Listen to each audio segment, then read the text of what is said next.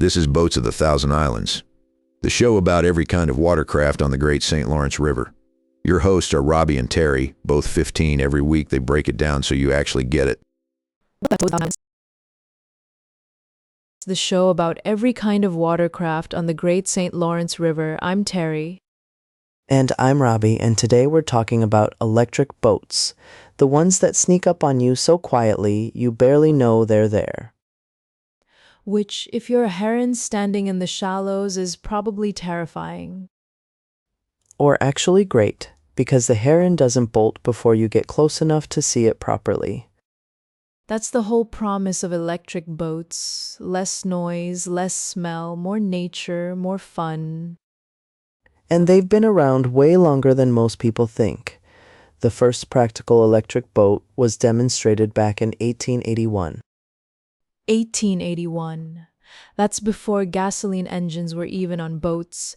Electric actually came first. For a while, they were everywhere on calm lakes and rivers in Europe, running on big lead-acid batteries, gentle and smooth.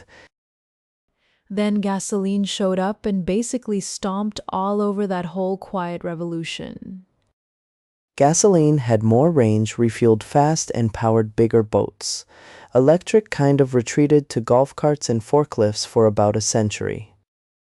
Okay, century-long time out, but now they're back and the technology is completely different. Lithium-ion batteries, the same basic chemistry in your phone, changed everything. Way more energy packed into a much lighter package. So instead of hauling around 1,000 pounds of lead, a modern electric runabout might carry a battery pack the weight of a large dog.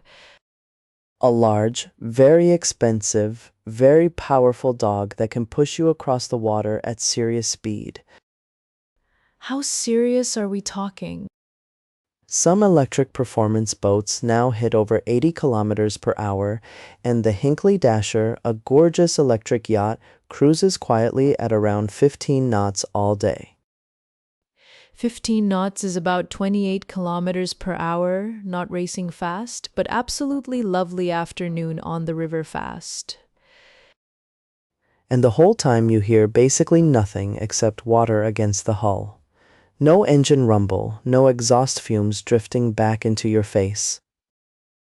Which matters a lot on the St. Lawrence, where you've got cottages, herons, osprey nests, and people in kayaks who would prefer not to be coughed on.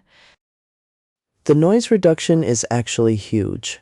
A gas outboard can hit around 85 decibels at the stern. Many electric drives run under 65. That's not a small difference. Decibels are logarithmic, so 65 feels roughly 4 times quieter to your ears than 85. Your ears, the fish's ears, the loon's ears, everybody wins. What about range? Because the Thousand Islands is wide open water, you can't just paddle home if you run flat. Range is still the honest challenge.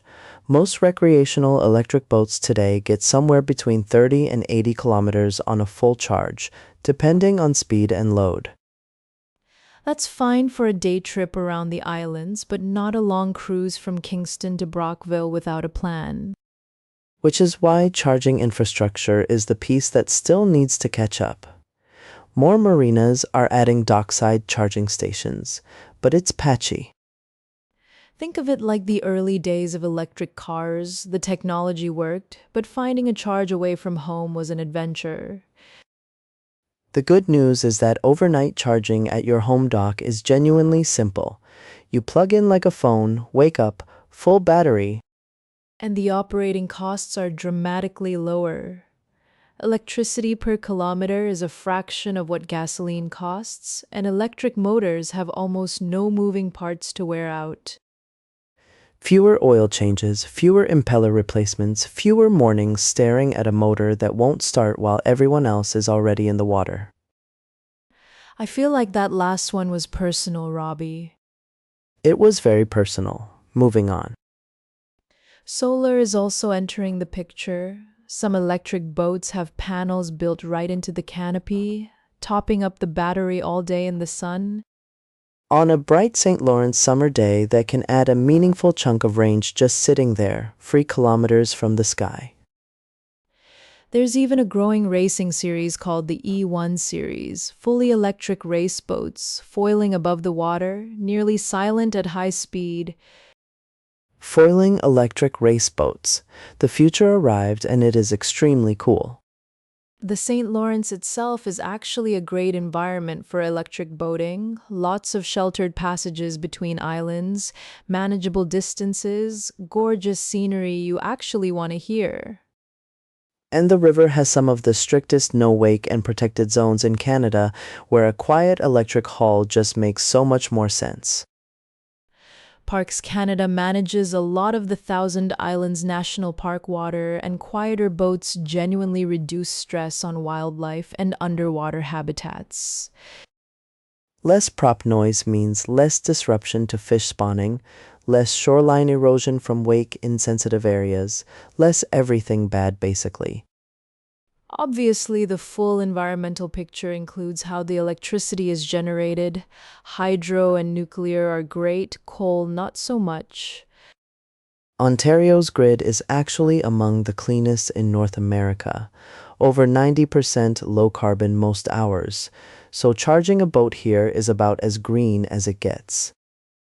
So, if you're on the St. Lawrence, the stars really do align for electric. Lower running costs, cleaner water, quieter mornings, happier herons, and honestly just a more peaceful experience on a river that deserves peaceful. The only real trade-off right now is upfront cost. Electric boats still carry a price premium over equivalent gas boats, though that gap is closing every year. And when you add up fuel savings over a few seasons, the math gets friendlier fast, especially if you're out on the water a lot. Which, if you live near the Thousand Islands, you absolutely should be. Thanks for sailing through this one with us. Electric boats, quieter, cleaner, older than you thought, and getting better every single season. See you next week on Boats of the Thousand Islands.